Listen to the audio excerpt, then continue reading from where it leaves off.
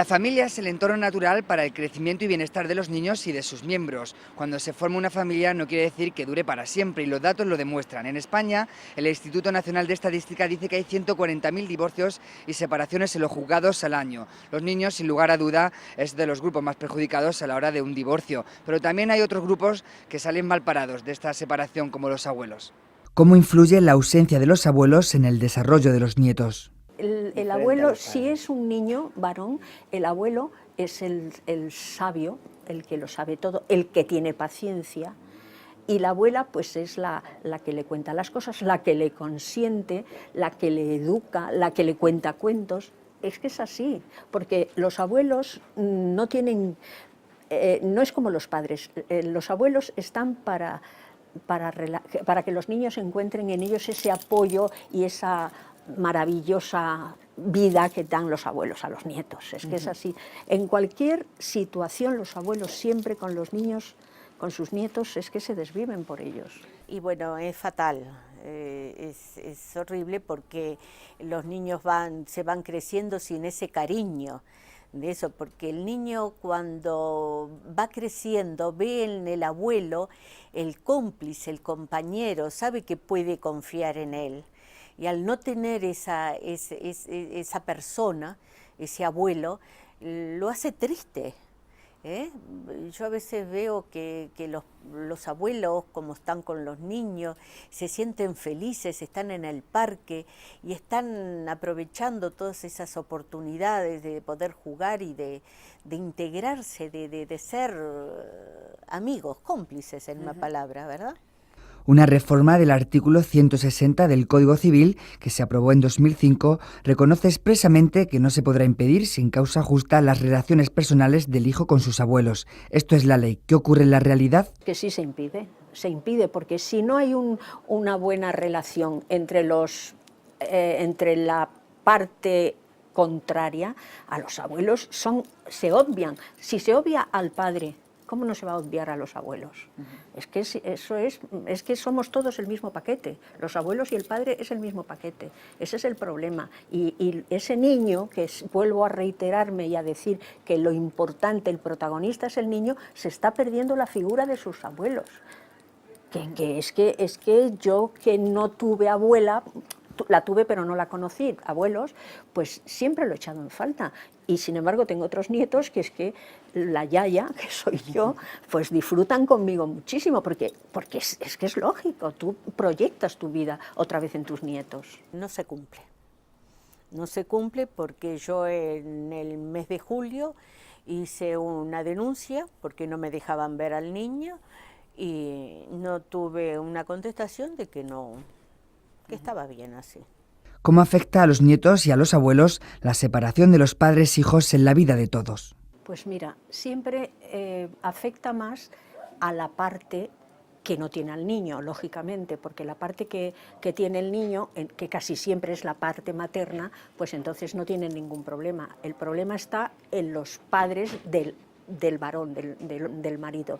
Ahí está el problema. Entonces, una forma de que se pasa mal es porque no ves a los niños con la asiduidad con que los tendrías que ver. Los niños se pierden, pues los abuelos pierden, y los niños también, porque el abuelo es un pilar, los abuelos son un pilar en la familia, entonces es una pena que esos niños no estén desde el primer momento con los abuelos de ambas partes.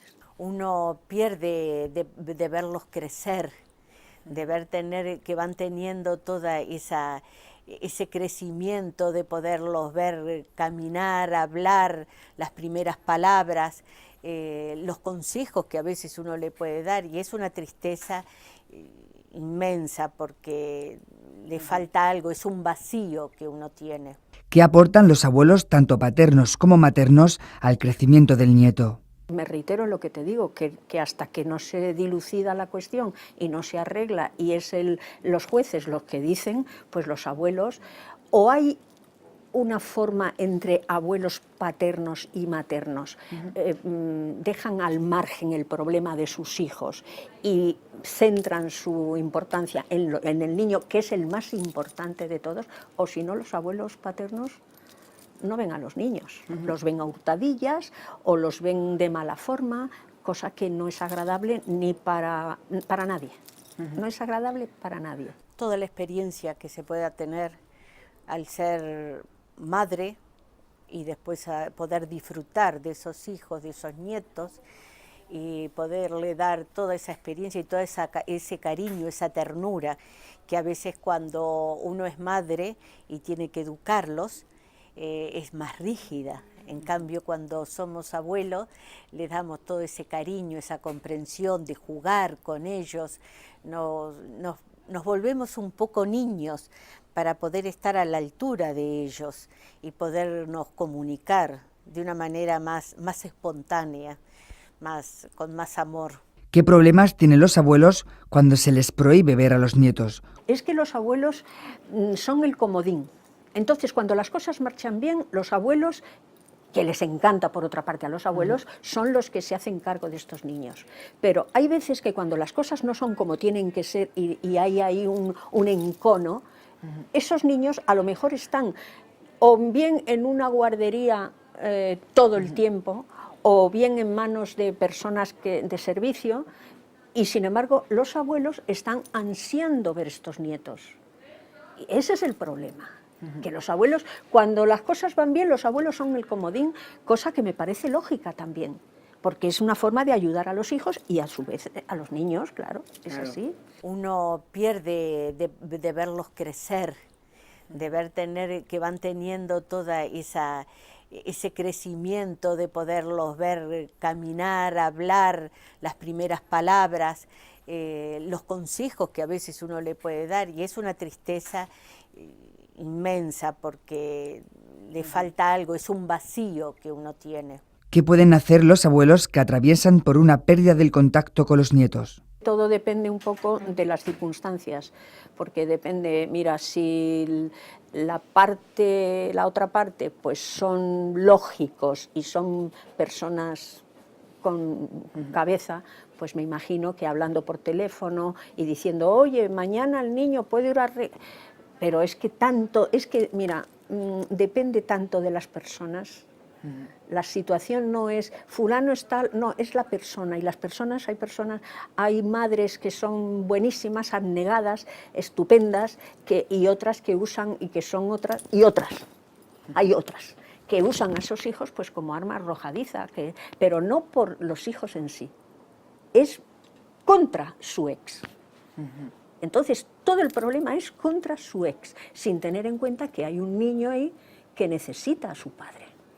Y un padre que se está perdiendo los primeros pasos del hijo o de la hija, un padre que se está perdiendo el que le diga papá y eche a correr y le coja, o unos abuelos que abran los brazos y vengan los nietos corriendo y que les hagan el caballito. Hombre, por favor, es muy duro.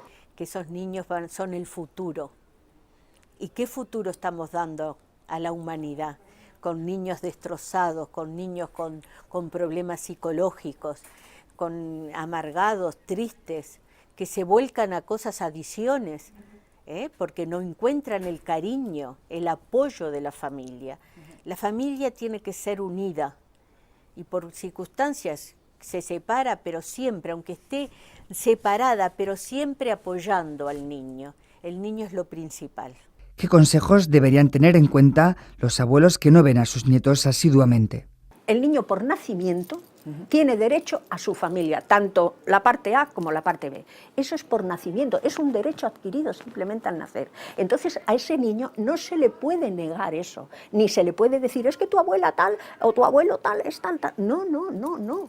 Los niños no tienen que... Eso, el problema que haya entre el padre y el hijo es al margen, pero al niño se le coge como alma arrojadiza a la parte contraria.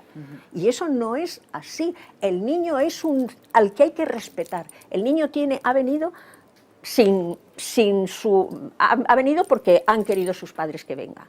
Entonces ese niño hay que respetarle. Y ese niño tiene derecho a tener tanto a su familia paterna como a su familia materna y tratarlos igual.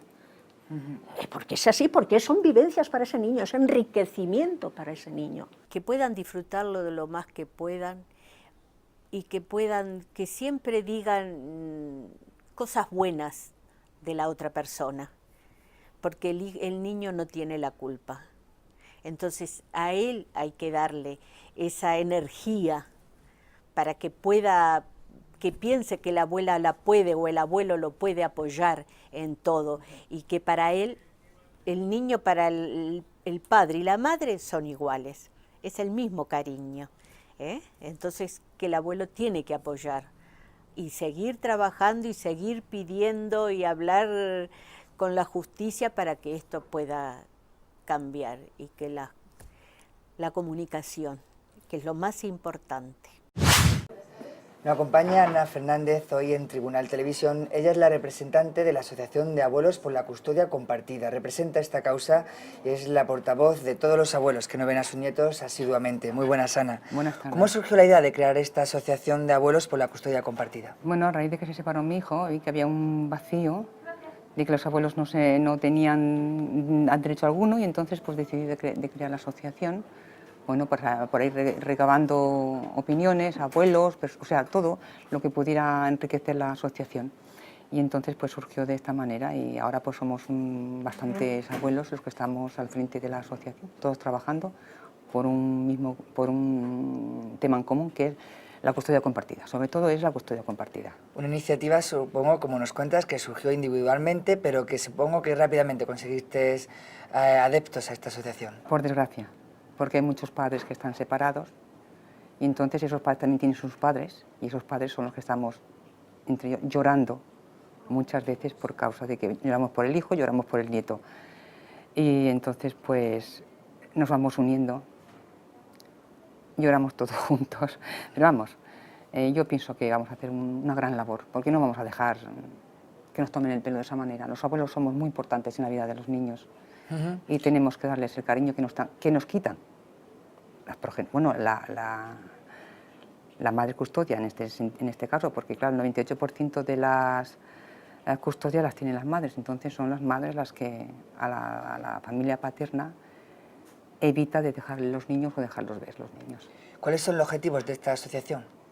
Pues eso, la lucha por esta injusticia, porque no contamos para nada, solamente somos buenos para pagar, por desgracia. Pero se nos tiene que tener en cuenta, porque los niños tienen su padre, su madre y sus abuelos también. No se puede dejar a los abuelos paternos fuera de onda, porque si los abuelos maternos pueden disfrutar de los niños, nosotros exigimos que también somos abuelos. Y como te he dicho antes, no vamos a cejar en el empeño de lo que tengamos que hacer para conseguir que tengamos también nuestros nietos. Nosotros no nos divorciamos de los niños, para nada. Y entonces un niño, ¿por qué se tiene que divorciar de los abuelos? ¿Y por qué tiene que ir un abuelo materno a buscar a un niño al colegio? Los abuelos paternos nos tenemos que quedar con las manos cruzadas, porque si vamos a buscar a nuestros niños al colegio, nos mandan de seguida a la policía, a retirarnos como si fuéramos delincuentes. Pero bueno, a la hora de regalar, o a la hora te lo digo porque yo tengo mi piso avalando el que ella vive con su nueva pareja, sus nuevos hijos, y el que mi hijo está pagando. Mi hijo está pagando su hipoteca que le corresponde, y yo estoy hablando con mi casa. Mira si tenemos derecho los abuelos. Estamos hablando ya realmente de los problemas que conllevan no ver a los nietos y que tienen estos abuelos de la Asociación por la Custodia Compartida. Entonces, son impedimentos por parte de la familia que tienen la custodia del niño, también problemas del régimen de visitas. Todo viene generalmente por el régimen de visitas. Entra la separación del régimen de visitas para el padre y hay todos los abuelos. Bueno, nosotros pedimos la custodia compartida. Lo primero, porque esto es bien para los niños, pero también egoístamente para los abuelos. Pedimos la custodia compartida, porque el día que haya custodia compartida sobrarán niños. ¿Por qué? Porque cuando haya custodia compartida no habrá pensiones, no habrá que compartir, no habrá pisos. Entonces, cuando se separa una pareja, que lo encuentro muy lógico, nadie tiene que vivir con otra persona si no está a gusto con ella, pero el día que se separen, se dirá, custodia compartida, pensión, cada uno alimentará a sus hijos el tiempo que le corresponda, y la casa se venderá y se repartirá para que los dos vivan como tienen que ser, como persona, no uno que viva como un marqués y otro que tenga 4 metros en una habitación. El que tenga suerte está con sus padres, porque el que no tiene suerte está con sus padres, el pobre, pues ya te digo, en la plaza de Sants de Barcelona, por ejemplo, la mayoría de los indigentes son padres separados. Estamos hablando ya de realmente que el problema está sobre todo en la repartición que hacen los jueces a la hora del divorcio, de la separación. Los jueces a veces se toman mucho a la bartola las cosas de los niños, y aquí no estamos hablando de que los abuelos quieren tener su nieto, que sí lo queremos. Lo que pasa es que estamos haciendo daño a los niños. A los niños les mentimos mucho. A los niños decimos, por ejemplo, mi nieta me dice, abuela, yo tengo 4 abuelos y 3 padres. Digo, no, cariño, tú no tienes nada de eso. Mira, tú tienes tu mamá, tu papá, tus abuelos maternos y paternos, y todos los demás son vecinos o amigos. La yayita, no, eso nada, eso es la madre. Es que es la madre, la mamá de que está con tu mamá, o sea, el marido, su pareja. Tienes que quererlo y respetarlo porque te quiere, pero tu papá nada. Eso de que le obliguen a los niños a decirle papá y abuelo a otros que no son, ¿de dónde se ha visto eso? Es usurpación y engañar a los niños, que yo estoy muy indignada de eso, indignadísima. A los niños hay que mentirles, empezando por eso, que tiene su padre que la mantiene, afortunadamente. También hay personas que no pagan la pensión, que todo hay en la viña del Señor, pero de momento la mayoría de los padres que yo estoy representando y abuelos que estoy representando están al corriente de todo que manda la ley. Pero ellas no. Y te explico. Porque en sentencia en mano, vas a buscar a tu nieto y le dices a su padre que hoy no te lo llevas, hoy no tiene que ir a una boda, o tiene que ir al dentista, no te lo llevas. Si a los padres con sentencia en mano les dicen eso, ¿qué esperamos los abuelos? Porque se lo pasan todo por el arco del triunfo. Y como los jueces no ponen castigo a un padre sí, si no paga la pensión, y me parece muy bien que lo castigue. Pero ellas también, cuando no cumplen con el régimen de visitas, también las tienen que castigar. Porque esto no es jauja. Estamos hablando de niños y de personas. Dice un sabio que los nietos es un regalo de los abuelos por llegar a viejo. Y yo ya soy vieja, yo he llegado, quiero mi regalo. Y los hijos. Entonces estamos hablando del problema que realmente tenéis los abuelos, que es no ver a los nietos. Pero, ¿qué hace la ley ante vosotros? No te he dicho nada.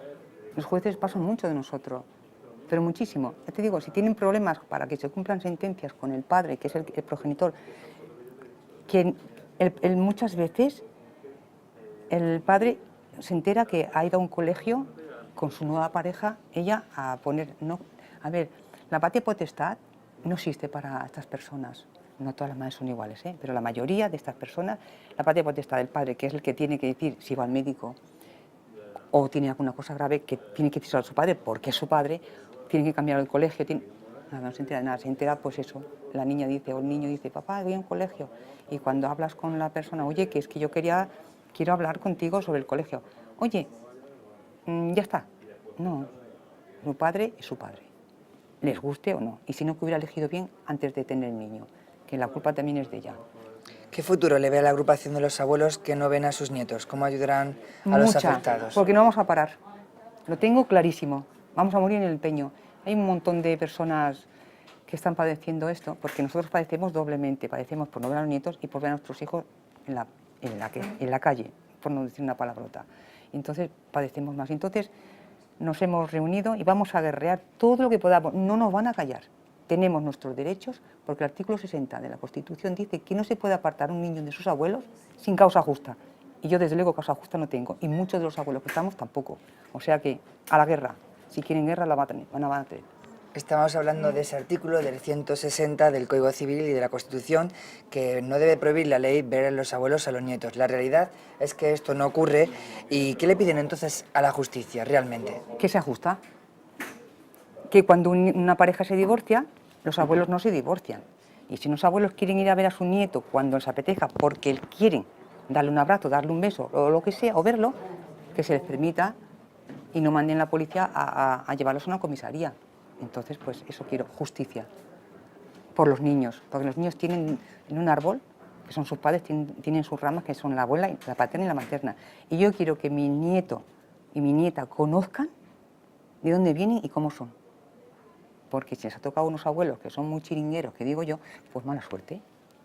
Pero si toca una abuela como yo, que la quiere arrabiar, o los abuelos como yo, que es la luz de mi vida, pues quiero que sepa que la quiero. Y quiero darle todo mi cariño. Pero quiero que sepa de dónde viene, quién es su familia, de dónde nacieron, quién era el tatarabuelo, no sé quién. Entonces eso, con 4 días al mes, dudo que se pueda hacer. Entonces eso es una injusticia y queremos eso. Queremos querer a nuestros nietos, nada más. Después de ver los diferentes casos, ¿cuáles son realmente los regímenes, cómo se establece realmente el régimen de visitas? ¿Cuánto tiempo realmente tienen los abuelos a la hora de ver a los nietos? Nada. ¿Te tienes que gastar el dinero? Pero claro, ¿qué pasa?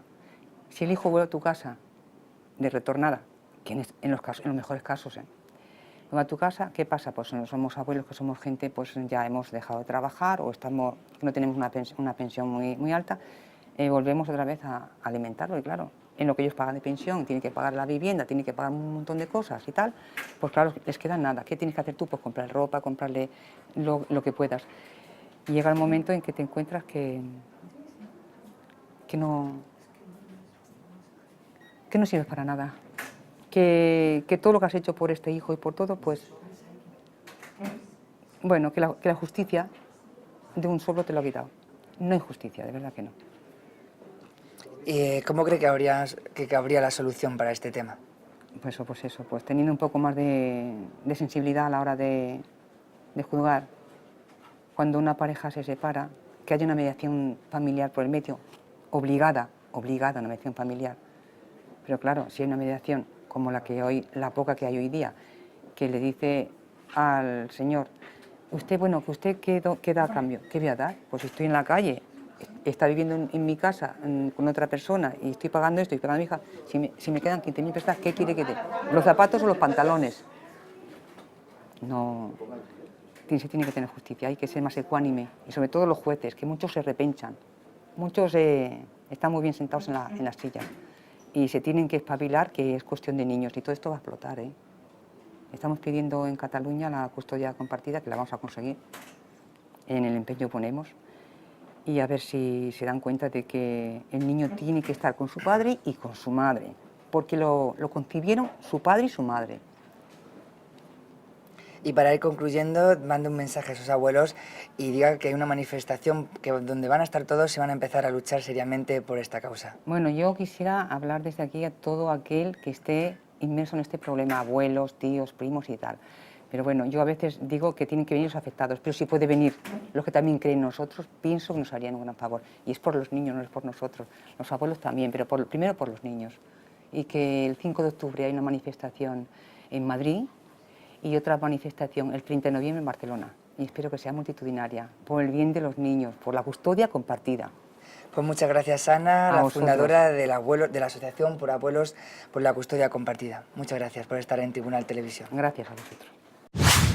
Hablamos ahora de los niños, sin duda alguna uno de los grupos dentro del proceso de divorcio más perjudicados. Para informarnos cómo afecta un divorcio a los niños, cuáles son las recomendaciones que debemos de tener en cuenta a la hora de realizar un divorcio atendiendo a los niños, está con nosotros Paco Palacios. Él es representante de la Junta Directiva de Amnistía Infantil en España. Muy buenas tardes, Paco. Para comenzar, cuéntanos un poco qué es Amnistía Infantil en España y qué objetivos tiene la asociación. Amnistía Infantil es una asociación que nace de la experiencia de un grupo de personas que entendíamos que no era admisible que los niños que están inmersos en los contextos de separación y divorcio sufrieran ningún tipo de maltrato. Así, bueno, pues decidimos participar desde la sociedad civil, intentando defender los derechos de estos niños en todos los ámbitos, denunciando incluso, si es necesario, el ataque que puedan sufrir desde cualquier ideología, desde cualquier normativa o desde cualquier institución, ¿no? Entendemos que una de las maneras más favorables para que estas situaciones no se produzcan no solamente es la de prestar asesoramiento, orientación desde los aspectos sociales, psicológicos y jurídicos a los progenitores que lo necesitan, sino también desde apostar por una cultura de la resolución extrajudicial de los conflictos, ¿no? La familia es la unidad grupal básica de la sociedad. Lo proclama el artículo 16 de la Declaración de los Derechos Humanos y el artículo 10 y 23 de los Pactos Internacionales de Derechos Económicos, Sociales, Culturales y Derechos Civiles y Políticos. La Convención de Derechos de los Niños contiene en su preámbulo la idea de que la familia es el entorno natural para el crecimiento y bienestar de sus miembros y de los niños. Según Amnistía Infantil, según usted, ¿qué queda sobre todos estos términos de familia? ¿Cree que una familia siempre va a existir aunque esté divorciada? Claro, no, los modelos de familia son muy variados, ¿no?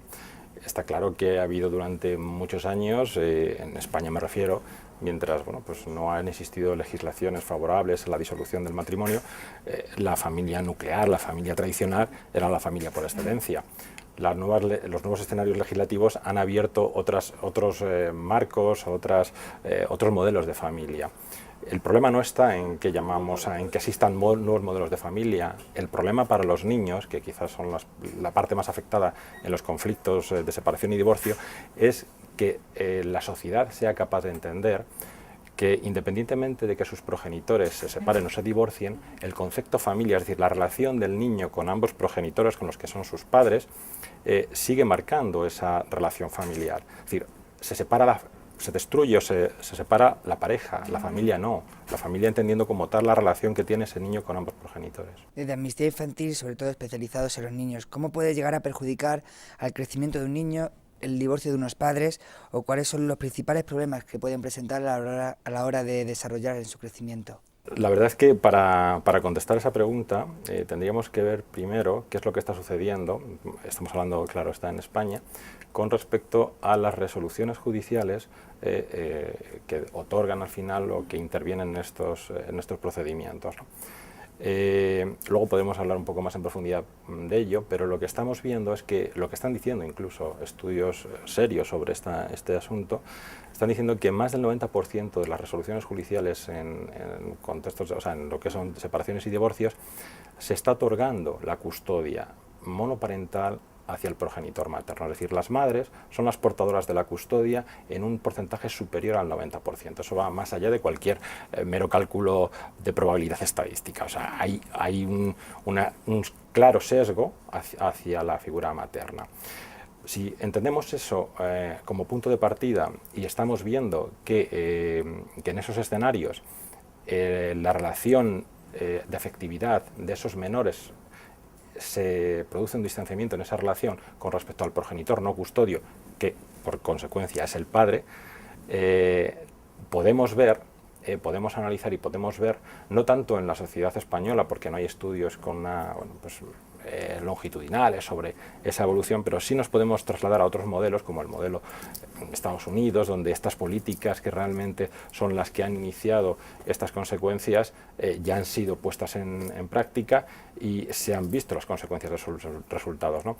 Y hay un estudio muy interesante, del Departamento de Salud y Servicios Sociales de Estados Unidos, donde extrayendo información de hospitales, de centros penitenciarios, de centros de educación, venían a determinar que en las familias, en los hogares donde se crían esos niños con la ausencia paterna, se producen hasta 5 veces más suicidios dentro de ese entorno de niños.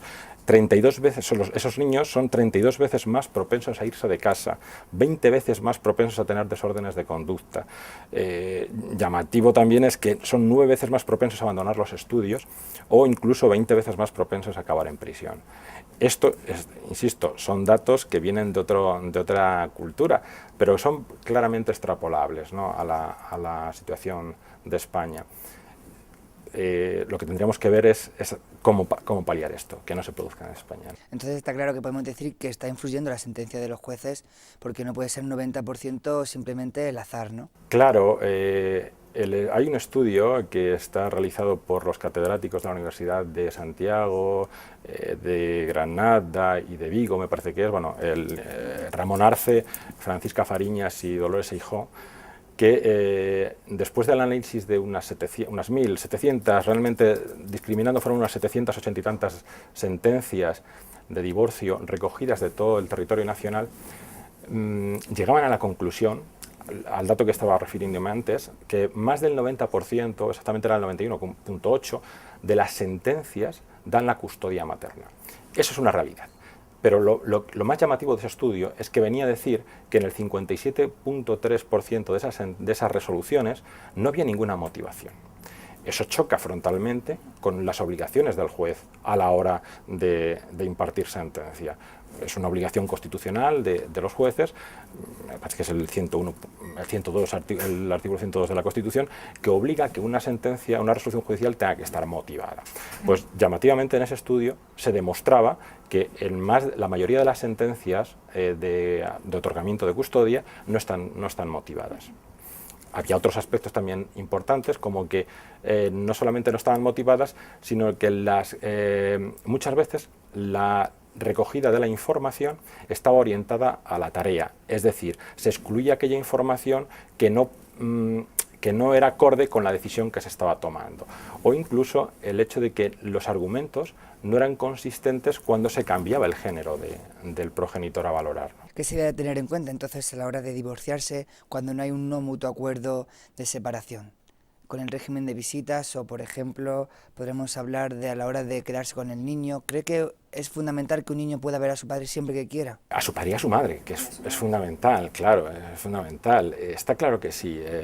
Por eso estaba comentando al principio que una de las tareas fundamentales que tenemos como base de funcionamiento en Amnistía Infantil es el hecho de intentar ayudar a entender que la mejor manera de resolver estos conflictos es la extrajudicial. Hay un aspecto favorable en la legislación actual, aunque todavía tiene muchas carencias, que es la ley de mediación. Es importante, es muy importante que cualquier familia, cualquier pareja ahora mismo que se encuentre en esa situación entienda, clave y prioritario, si ven que la situación se está produciendo una tensión y un conflicto latente que puede afectar a los menores, que acudan a resolver ese conflicto a través de un interlocutor que actúe de manera imparcial. Para eso los mediadores pueden ser la mejor opción. Está claro que, independientemente de que puedan acudir a esa figura, de mutuo acuerdo los padres pueden entender cuál es el mejor camino que tienen que emprender con respecto a las obligaciones derivadas de sus hijos. Y no cabe ninguna duda que la mejor manera en la que un niño debe desarrollarse es en el contacto permanente con su padre y con su madre.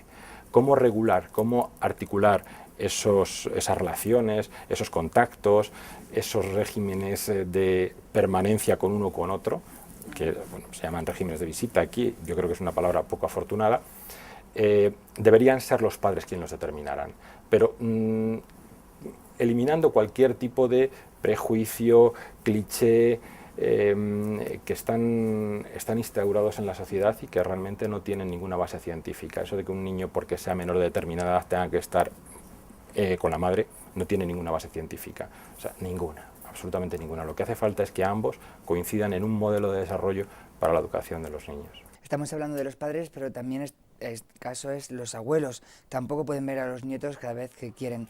¿Cómo también influyen los abuelos en los niños? Pues mira, como consecuencia precisamente de la separación de los niños respecto a uno de los progenitores, la segunda derivada de esa, o la consecuencia inmediata de eso es que se separan evidentemente también de la familia extensa de ese progenitor no custodio.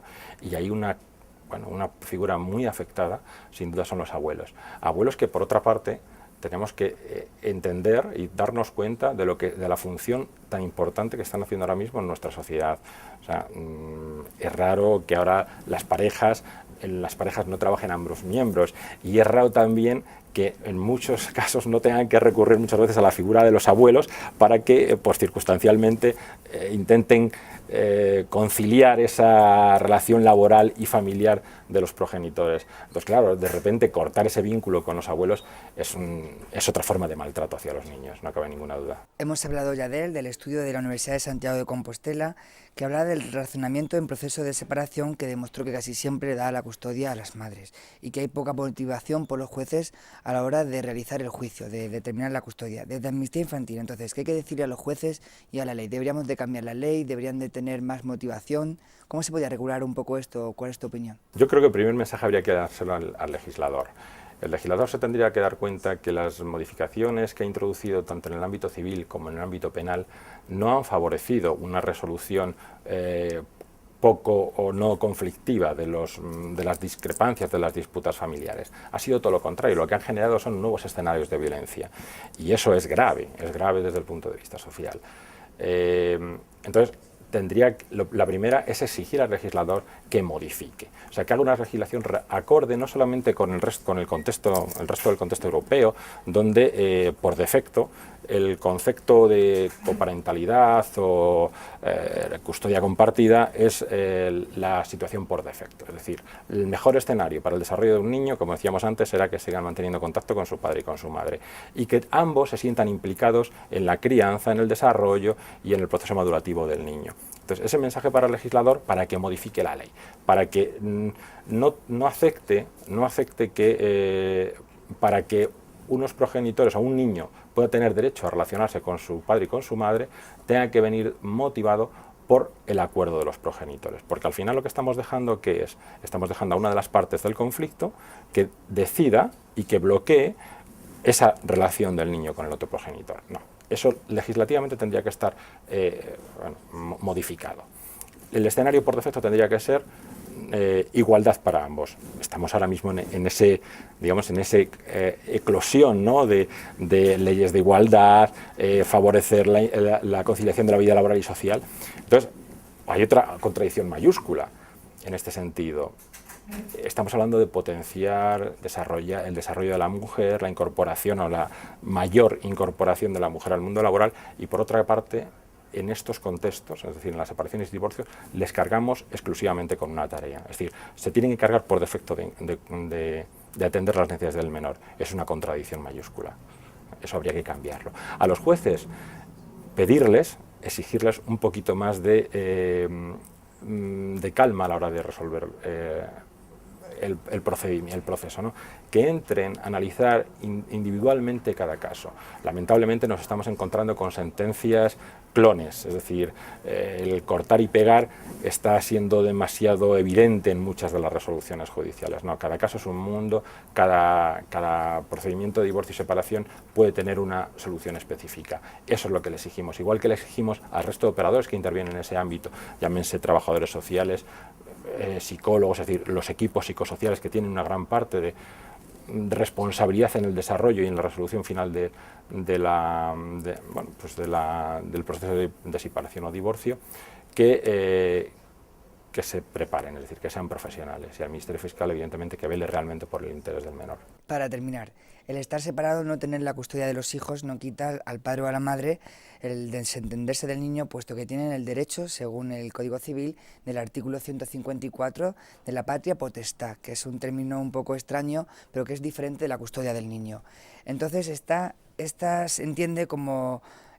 La patria potestad se entiende como el derecho de cuidar al niño, de ofrecerle su compañía, de alimentarlos, de ofrecer una educación. ¿Se cumple esto? ¿Todos los niños de los padres divorciados están realmente están bien acogidos o están bien educados? ¿O por lo contrario, los padres, una vez que no tienen la custodia, se desentienden de la patria potestad? Yo creo que sí que hay que empezar a aclarar que son conceptos diferentes, ¿no? Realmente el concepto que tiene contenido, que debería primar, es el de la patria potestad. La patria potestad es la que infiere o la que determina la responsabilidad de los progenitores respecto a la prole, respecto a esos niños. Y ahí donde les marcan los deberes que estabas comentando, ¿no? Lo que está sucediendo es que en la práctica el progenitor que ostenta la custodia asume unilateralmente las decisiones que tienen que ver con estos aspectos esenciales del desarrollo del niño, ¿cierto? Lo que tiene que ver con su educación, con su salud, con su desarrollo, o sea, con sus relaciones sociales, con su domicilio, con lo cual estamos haciendo trampa. Estamos haciendo trampa porque al final estamos vaciando el concepto patria potestad y estamos dejando todo en manos del concepto custodia. Sobre la segunda parte de la pregunta, hay una cuestión muy curiosa, y es que efectivamente muchas veces los padres que no tienen la custodia, el progenitor que no tiene la custodia, que ya hemos hablado antes que mayoritariamente son los padres, ese desarraigo afectivo que sufren de los niños no es que no les permitan o no se encarguen de mantener y de cumplir con sus responsabilidades y sus compromisos. El problema es que les cercenan esa posibilidad. Es decir, al vaciar de contenido la patria potestad, que en la mayor parte de los casos es compartida entre ambos progenitores, se quedan sin capacidad de influencia en el desarrollo del menor. Y eso es lo que está sucediendo realmente. Habrá casos excepcionales en los que, bueno, pues que el padre, igual que la madre, pues bueno, pues se puede desentender totalmente del menor, pero son excepciones, no es la regla general. Pues muchas gracias, Paco, don Paco, por estar con nosotros aquí hoy en Tribunal Televisión. Y ya sabemos, hay que decir que aunque los estudios están sobre la mesa, hay que tener en cuenta que los niños, sobre todo, son los importantes y los protagonistas a la hora del divorcio. Por supuesto que sí. Pues muchas gracias. La separación de una pareja es un momento difícil para todos. Los que más sufren, sin lugar a dudas, son los niños. Hay que velar por ellos y defender ante todo su inocencia, su desarrollo del ciclo vital. Es importante que a la hora de otorgar la custodia de un hijo se haga teniendo en cuenta muchos factores por parte de la madre y del padre. Muchos estudios, como el elaborado por Ramón Arce, Francisca Bariñas y Dolores Hijo, de las universidades de Compostela, Vigo y Granada, tras estudiar 782 sentencias, concluyeron que 716 de las sentencias determinaron que la custodia era para la madre y solo 66 para los padres. Además, la investigación concluyó que el 57,3% de las sentencias no estaban motivadas por los jueces. Hay que diferenciar entre la patria potestad y la atribución de la guardia y custodia. El artículo 154 del Código Civil enumera los deberes y facultades que comprende la potestad: velar por los niños, tenerlos en compañía, alimentarlos, educarlos y procurarles una formación integral. Son ejemplos de las obligaciones y deberes y responsabilidades que tienen los padres sobre sus hijos. Los problemas que surgen en el momento de cumplir el régimen de visitas son innumerables. Hasta ahora había un grupo familiar que lo sufría en silencio, los abuelos. Ahora se están agrupando y asociando para pedir a la justicia que se cumpla lo acordado en un divorcio y los niños puedan ver a sus 4 abuelos por igual. Es incuestionable la necesidad del cariño de los abuelos hacia el nieto y del nieto hacia los abuelos. Para informarnos de todo esto hablamos con la juez de familia del Juzgado de Instrucción número 80 de Madrid, María Dolores Planes Moreno. Un juez de familia, ¿qué tiene en cuenta cuando tiene que decidir a quién otorga la custodia de los niños? Hola. Pues nosotros tenemos en cuenta diferentes factores. El criterio que siempre va a orientar nuestra labor es lógicamente el interés del menor. Este criterio ya lo recoge como tal la Ley de Protección Jurídica del Menor y también preside toda la regulación del Código Civil. Entonces, ¿cómo sabemos nosotros cuál es el interés del menor? Es lo que va a determinar, ¿no?, a quién se va a otorgar la custodia. Se tienen en cuenta, en primer lugar, la existencia de alguna causa de exclusión por incapacidad, es decir, padres con trastornos psiquiátricos que impiden el ejercicio de esa custodia, con problemas de alcoholismo, drogadicción, etc. Ese ya sería un primer factor que excluiría la posibilidad de otorgar la custodia a uno de ellos. En situaciones normales, es decir, que ha habido un contacto normal entre el niño y sus 2 progenitores y en el que ambos están capacitados para cuidar del niño, entonces ya entraríamos a valorar otras cosas. Por ejemplo, qué habilidades de cuidado tiene uno y tiene otro, porque hay veces que las habilidades son mayores en uno que en otro. El historial biográfico en relación con el menor, quién se ha venido ocupando del niño. Hay casos en los que los 2 padres cada vez más colaboran en el cuidado del menor. Entonces, ver quién de los 2 va a poder ayudar mejor al niño a superar la crisis familiar. Por ejemplo, quién va a poder mantener el entorno en el que el menor se había venido desarrollando, le va a dar más estabilidad, pues porque a su vez tenga una vida más estable laboralmente, familiarmente, socialmente. Todos estos factores son los que van a ir haciendo que nos decantemos por uno o por el otro. El ordenamiento jurídico español determina que la guardia y custodia de los menores, hijos de padres que están inmersos en un proceso de separación, debe ser siempre en el mejor interés del menor. El niño convivirá con un miembro de la familia y verá al otro como un mínimo según el régimen de visitas que tiene en cuenta la repartición de la familia extensa del menor. ¿Pero qué pasa con la otra familia del progenitor que no tiene la custodia? ¿Con abuelos, primos, nietos?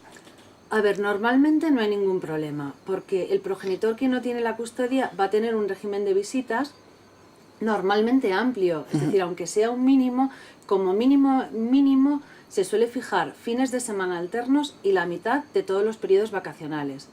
Entonces va a ser ese progenitor, cuando tiene a su hijo en visita, el que vaya a visitar a los abuelos, el que en verano lo lleve a casa de los abuelos, el que mantenga las relaciones con esa familia. Hay veces en los que además el progenitor tiene una tarde, 2 tardes a la semana, y esto se lleva a cabo en casa de los abuelos. Eso es bastante frecuente. Y además hay veces que los abuelos, por ejemplo, se han venido ocupando de dar la comida del mediodía a los niños, porque los padres trabajen.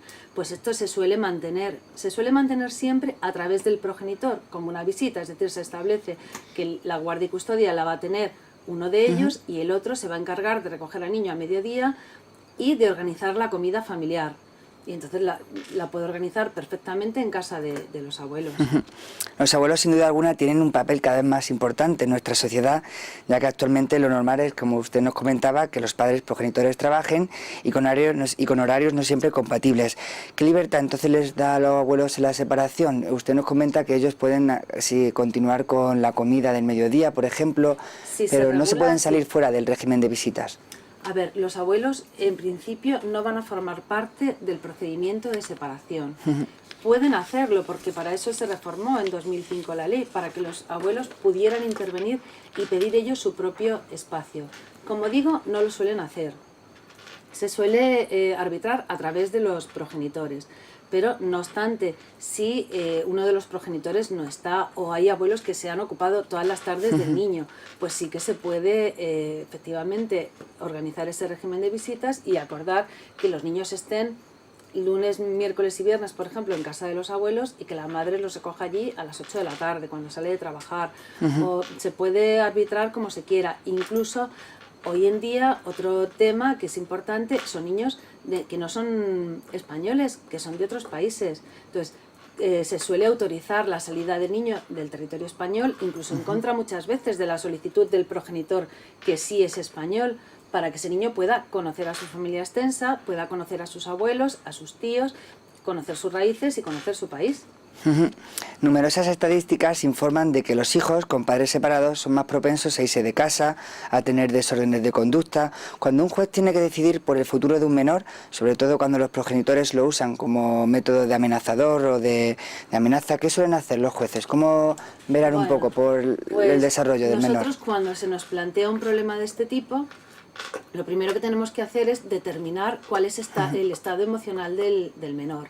Para eso contamos con unos equipos técnicos que están compuestos de una psicóloga y un trabajador social, y además podemos recurrir a cualquier prueba pericial que necesitemos. Es decir, podemos incluso hacer un análisis psiquiátrico del menor o de los padres.